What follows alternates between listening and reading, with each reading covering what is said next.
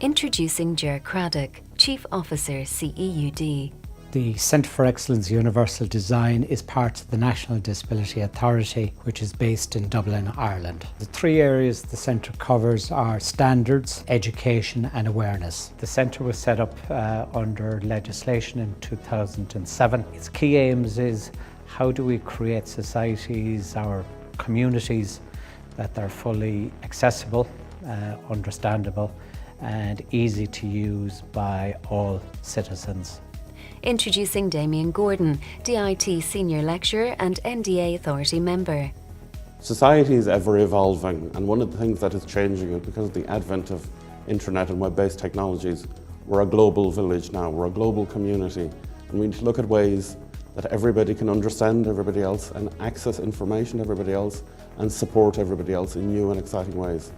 I'm very optimistic about the future. When I see my young students, they have such an awareness of what's going on in the world. They have such a positive attitude. They want to help.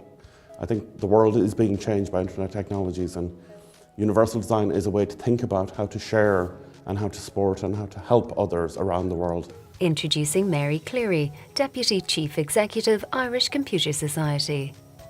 There are many motivators and drivers for IT professionals to get their heads around universal design in their work.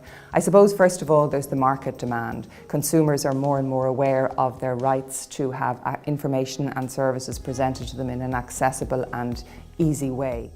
Introducing Donal Rice, Senior Design Advisor, CEUD. The ICT industry have been very progressive in the past decade in developing products and services that consumers are happy with, that are usable by everyone, and that contain features that allow them to be used by a very wide range of people.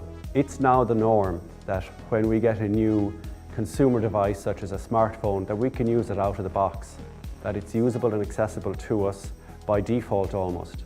And that means that the ICT industry have been very progressive in researching the needs of people and designing products and services that are not just attractive but are usable and accessible by everyone.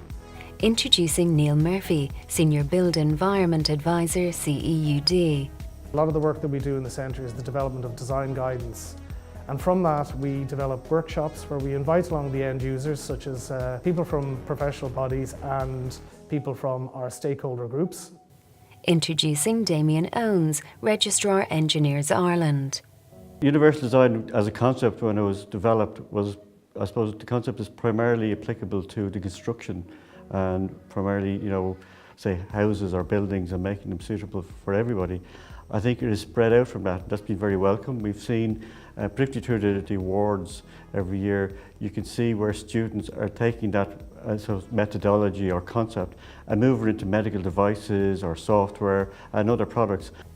Introducing Dr. Larry McNutt, Registrar Institute of Technology, Blanchardstown.